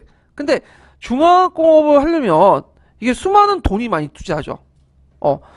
아무리 부자도 그만한 돈을 투자하지 못해. 그러면 어디에서 빌려야 돼요? 은행에서 빌려야 돼. 은행에서. 은행도 조그만 소매금융가 안 가요. 우리가 제2차 저축은행은 상대 안 되고 뭐 이런 사람들이 하면 그 사람들이 와서 뭐 할 때 캐시 러시안 캐시가 가서 돈 빌리는 거 아니죠? 주로 어디에서 빌려? 우리은행이라든지 신한은행이라든지 은행이 더 큰 규모에서 빌리잖아. 그 은행들 뭐냐면 소매은행이 아니라 투자은행들이에요. 투자은행들은 돈을 빌려준 뿐만 아니라 여신업무 뿐만 아니라 자기 직접 나가갖고 투자를 직접 해. 자본을. 그런 이제 이 투자은행들 돈을 빌리는 거예요. 그러면 돈을 빌리고 해서 이제 뭐냐면 이제 사업을 만들었어. 그럼 자동차 만들었어요. 그럼 처음에는 시장을 진입할 때 여러 자동차 업체들이 이제 등장하겠죠. 근데 이 자동차 업체들이 돈을 많이 벌겠죠. 근데 그 돈을 많이 버는데 그 은행의 빚을 갚아야 될 거 아니야. 그쵸? 그러면 더 많이 벌어야 돼. 근데 시장은 한정돼 있는데 이 몇 개 그 큰 사업들, 자동차 그 업체들이 막 달려들면 지네끼리 치고받고 싸우면 어떻게 돼요? 결국에는 독과점 체제가 형성될 수밖에 없어요. 그러니까 의료 시장은 조금만 투자해갖고 조금만 얻으면 많은 업체들이 살아남는데 이 시장 자동차라든지 뭐 조선이라든지 항공기 같은 경우에는 일단 돈을 투자를 많이 했기 때문에 그만큼 건져야 돼. 그러면 어느 정도 규모의 경제가 필요할 수밖에 없고 자연스럽게 독과점 체제가 형성될 수밖에 없는 구조예요. 그래서 요때는 독점 자본주의가 되는 거죠. 독점 자본주의. 그리고 또 뭐냐면 은행이 돈을 빌려줬는데 뭐 얘네들이 돈을 못 갚았어. 파산 냈으면 어떻게? 은행 자본이 뭘 소유하게 되죠? 산업 자본을 소유하게 돼. 이걸 무슨 자본이야? 금융 자본주의라고요. 그래서 금융 자본주의, 독점 자본. 그러니까 자본의 규모도 커지고 은행 자본도 어떻게 더 커지는 거야. 그러면 이런 많은 그 자본들을 투자하려고 하잖아. 그럼 뭘 필요해? 국내에는 더 이상 투자할 데가 없으니까 어디에 투자하는 거죠? 신민지에 투자를 하는 거야. 그래서 예전에는 뭐 몇 개 중요한 신민지만 가져가고 있는데 이제 아시아, 아프리카, 오세안이든 뭐야? 많은 신민지가 필요하죠. 예, 많은 신민지가. 예. 그러면서 신민지 전쟁이 일어나는 거야. 제국주의 국가 간에. 그리고 제국주의 국가의 약한 고리에서 뭐가 일어난다? 사회주의 혁명이 일어나는 거죠. 사회주의 혁명. 그 사회주의 혁명은 누가 일어나는? 지금 러시아가 일어난 거죠. 러시아. 그래서 러시아가 러시아 혁명을 정당화시키고 결국에 제국주의 국가 간에서 지네끼리 치고받고 싸우는 과정에서 세계대전이 일어나고 결국엔 자기끼리 싸우면서 망하고 결국에는 그 자본주의가 뭐야? 망한다는 거죠. 그래서 아까 얘기한 것처럼 자본주의 최고 단계로서 제국주의로 이제 설정하고 제국주의 다음에 무슨 단계 넘어가죠? 사회주의에 넘어갈 것이다. 이런 식의 설명을 한 거죠. 물론 이제 결과에 대해서는 이런 그 예측은 틀렸어. 엄밀히 레닝의 예측은 틀렸지만 레닝이 바라보는 그런 그 당시 현상들은 정확한 인식을 하고 있는 거죠. 이 제국주의의 인식을. 자, 뭐 이렇게 해갖고 좀 보시면 되고요. 그 다음에 이제 고전적 제국주의 이제 볼게요. 아까 이제 이 제국주의 내용을 이제 견해들을 이제 살펴봤고. 자, 고전적 제국주의 이제 공인력 기출문제 보면, 가정을 보면, 과학기술의 발달, 그 다음에 제2차 산업혁명, 경제적 비약, 그 다음에 아까 이제 그 독점 자본주의, 그 다음에, 금융 자본주의 형성돼 있죠. 그런 것들을 이제 바탕으로 제국주의가 형성되는데, 자, 배경은 근본이지 한국과 교통수단 발달, 그다음 통신시설의 중대도 유럽과 비유럽 사이의 교류가 용이해졌고, 자, 근본이주의 확립하고 교통수단 발달 같은 건 이해되는데 근본이제는 왜 했을까요? 이때 근본이제는 뭐예요? 근본이제는 금태환 제도죠. 금을 예치시켜 놓고 그 가치에 맞는 뭐예요? 달러라든지 파운드라든지 이런 프라임 같은 걸 발급하는 제도야. 근데 금태환 같은 경우에는 제일 중요한 건 뭐예요? 금이죠. 그러니까 금을 캐야 돼. 금을 자국에서만 캐는 게 아니라 식민지에서 캐야 돼. 그래야지 많이 벌죠. 자, 뭐 이런 거와 연결시켜서 이제 보시면 되고요. 그 다음에 아까 이제 특징은 두 가지 특징이 있다고 했죠? 중화공업이다 보니까 장치산업이고 돈을 많이 투자했으니까 많이 걷어들여야 있죠. 규모의 경제가 필요하죠. 그러니까 독점 자본주의. 그 다음에 은행이 돈을 돌려주는데 안 갚으면 뭐예요? 기업을 소유하죠. 금융 자본주의 이런 것들이 있고. 그 다음에 국내 시장이 더 이상 흡수하니까 어디로 빠져나가야 돼요? 잉여자본이 해외도 빠져나가야죠. 신민지를. 그래서 신민지가 일때 어떤 역할까지 하냐면 그 자본의 투자지 역할까지 해요. 투자지까지. 그래서 예전에는 좀 원료 공급지라든지 그 다음에 상품 시장 역할인데 거기 한 가지 의무가 더 부과가 됐어. 뭐냐면 그 이제 신민지가 그 뭐냐면 자본 투자지로서 역할을 하게 된다. 이렇게 이제 보시면 돼요. 그래서 예전에는 뭐 그 관심 없던 지역까지 뭐냐면 식민지가 확대돼. 뭐 아프리카, 오세아니아, 아시아, 오지까지. 그리고 거기다 또 식민지가 확대될 수 있었던 건 뭐냐면 제2차 산업혁명 결과 여러 금속 자원들이 필요하죠. 뭐 고무도 있고 알루미늄도 있고 이런 것들, 비초금속 막 드는 것들 여러 금속 자원들이 필요한데 이런 게 유럽 지역에 없어요. 석유나 이런 것들이 어디 있어요? 주로 중동, 아프리카, 저 동남아시아 그런 지역이 있죠. 그러니까 그런 지역까지 막 파고들기 시작한 거야. 예. 그래서 이제 이런 내용들 좀 기억을 해주시면 되고, 그래서 이제 제국주의에 앞섰던 국가들 영국, 프랑스, 뭐 미국, 독일, 이탈리아, 러시아, 일본 순으로 이렇게 파급돼 나간다 이렇게 보시면 되고, 자 우리나라는 이제 일본의 그 독점 자본주의하고 연결되는데, 자 일본의 독점 자본주의는 언제 형성됐을까 이거는? 1차 세계대전 이후죠. 1차 세계 이후에 형성돼서 이제 조선이 어떤 역할까지 하는 거예요? 자본의 투자지까지. 20년대는 주로 쌀 농사나 경공업, 그 다음 30년대 넘어가서는 중화학고까지 이렇게 연결시켜서 이제 보시면 돼요. 자, 그 다음에 뒤에 넘어가서 두 번째로는 이제 뭐냐면 민족주의 이데올기가 뒷받침해준다. 이때 민족주의라는 것은 침략적 민족주의죠. 침략적 민족주의. 예, 통합적 민족주의라고 하는 침략적 민족주의, 또 사회진화론 이런 것까지 이제 형성이 되고, 자, 식민지 획득이 경쟁되면서 제국주의것 간의 어떤 대립이 유발되고, 그 다음에 또 뭐냐면 후진 지역의 정통사에 영향을 주는데 특히 그 역할을 하는 게 선교 사업이야. 선교 사업. 선교 사업이 뭐냐? 선교는 뭐냐면 기독교 포교죠. 프랑스가 이제 잘 했는데, 선교사가 오면, 물론 선교사가 올 때 내가 이제 제국주의 청병으로서 그날 점령하기 위해서 가겠다. 그런 선교사들은 없어요. 순수한 마음으로 간 거야, 처음에는. 포교 목적으로. 포교 가서 이제 거기 교회들 만들고 의료사업도 하고, 이제 했는데, 그러면 이 선교사들이 그 뭐냐면, 거기에서 얻은 정보를 딱 항구하고 그냥 있었던 게 아니죠. 자국에 알려줘. 신문이라든지 뭐 이런 것 통해서. 물론 그때 뭐 제국주의 국가들 와라. 그 의미가 아니에요. 그러면 그 소문을 듣은 자본가들이 일단 먼저 들어가. 자본가들이 이제 거기에 뭐냐 자본을 투자하고 공장 만들고 건물 만들고 그러죠. 농장도 만들고. 그러면 이 자본가들 이제 보니까 이거 자기 재산을 지켜야 될 거 아니야. 위험해 식민지에서. 그러면 누굴 끌어들여요? 군대를 또 끌어들여. 그럼 군대가 와. 그러면 자연스럽게 그 나라는 누가 되는 거야? 유럽의 식민지가 돼버리는 거야. 그래서 이렇게 이제 선교사가 오고 그 다음에 자본가가 오고 그 다음에 군대가 오고 그러면서 자연스럽게 그 지역은 유럽의 식민지가 되는 그런 형상들이 이제 겪게 된 거죠. 그래서 아시아 지역에서 반기독교 운동이 일어난 게 그 뭐냐면 당연한 거예요. 왜냐면 그 기독교에는 그 뒤에 뭐가 있어요? 제국주의 국가도 있어. 무력이 있고 이런 것도 있고요. 자, 그 다음에 이제 이런 걸 통해서 이제 그 정통사에 큰 영향을 주고 분기가 되죠. 그러면서 소위 근대화, 서구화가 이제 일어나기 시작하죠. 자, 그 다음에 제2차 산업혁명을 볼게요. 제2차 산업혁명. 자, 2차 혁명은 이제 과학혁명이나 이제 과학의 발달, 기술혁신을 통해서 이제 일어났는데, 예전에는 예전의 산업혁명은 주로 이제 기술혁신 누가 주도했죠? 기술자가 주도했죠. 현장의 기술자가. 근데 이때는 그 과학자가 주도해. 과학자가 먼저 생각하고 기계를 만들고 거기에 나와서 적용하고. 그럼 기술 속도가 어떻게 될까? 더 빨라질 수밖에 없겠죠. 자, 특징은 보면 예전에는 동력원으로서 뭘 사용됐죠? 석탄 사용했죠? 근데 이제 전력과 석유를 사용하고. 그래서 대표적인 석유 회사가 이제 스탠다드 석유 회사 같은 게 있고요. 그 다음 비금속 부분, 강철, 알루미늄, 뭐 고무, 뭐 이 등등. 그걸 찾기 위해서 또 아프리카, 아시아 지역으로 나가고. 그 다음에 중화학 공업들이 발달했다. 전기나 화학, 뭐 조선 이런 공업들이 발달됐고요. 생산 방식은 보통 이제 포드에 보면 T 자동차 일간 생산 방식 있죠. 포드에 그 일간 생산 방식으로 이제 쭉 해서 이제 대량화되고, 그 다음에 예전에 산업혁명 때 기술자가 발명에 의존하는 반면에 2차 산업 보면 이제 과학적 연구에 의존하게 된다.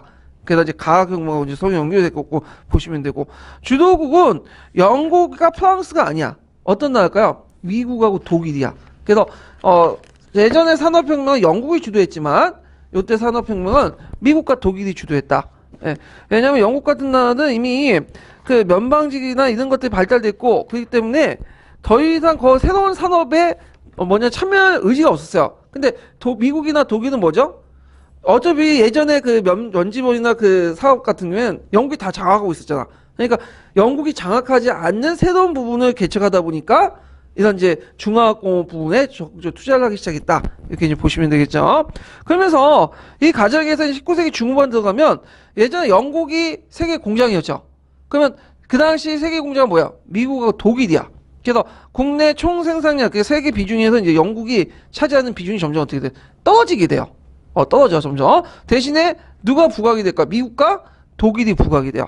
그러면서 영국이 이제 초조감을 느끼게 된 거야. 자기 이제 방대한 식민지를 이제 지배하기 위해서는 영국이 예전에 명예로운 고집만 내세웠거든요. 동맹관계 잘 안 맺었어. 그런데 안 되겠다. 이 고집을 타파해야 되겠다 하면서 동맹을 맺게 되죠. 물론 독일 때문에 그런 것도 있겠지만 나중에 좀 설명하고요. 자, 그러면 각국의 제국주의 특징을 좀 볼게요. 자, 각국마다 이제 온데, 물론 제국주의 국가는 이제 공통적으로 식민지를 뭘로 봐요? 예? 원료 공급자, 원료 공급자하고 상품 시장, 자본 투자를 보지만 상대적으로 볼 때 이런 점이 더 강하다는 거예요.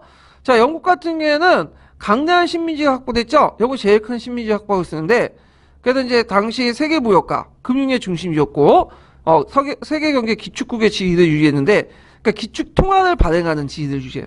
예. 그래서 그 당시 그 세계 금융의 중심지는 어디였다? 런던이었어. 지금도 중심이지만 아직까지 좀 약발이 떨어지죠, 지금은. 그래서 1차 세계전까지 런던이 중심이었다가, 나중에 1차 이후는 누구한테 넘어가죠? 뉴욕으로 넘어가죠. 미국의 뉴욕으로. 그리고 그 당시 이제 그 영국의 파운드는 기축 통화로서 지위를 유지했다는 거. 지금 기축 통화는 어디예요? 달러죠. 예. 자, 그래서 이제 이들은 식민지 팽창 정책을 적극적으로 함으로써 제국주의 달성을 하려고 했고, 특히 이제 어디에 초점을 맞추냐면 인도 보호에 초점을 맞춰. 그래서 삼시 정책이나 수혜주 운하도 다 인도를 효율적으로 통치하게 된 거야. 인도는 영국의 제일 식민지죠. 제일 크고, 그 다음 원료 공급자 상품 시장, 그 다음에 그 영국이 육군이 약하잖아요. 육군의 병력원을 공급했던 그곳이 인도인데, 인도를 효율적으로 이제 장악하려면 뭐가 필요해? 수혜주 운하가 필요해. 왜냐면 영국에서 인도로 가는 길은 그 당시 뭐 비행기는 별로 없었으니까 어디로 가야 돼요? 저쪽 아프리카 돌아가지고 인도로 가야죠. 그럼 너무 길어. 그러니까 그것을 단축시키기 위해서 뭐가 필요한 거예요? 수에즈 운하가 필요했던 거죠.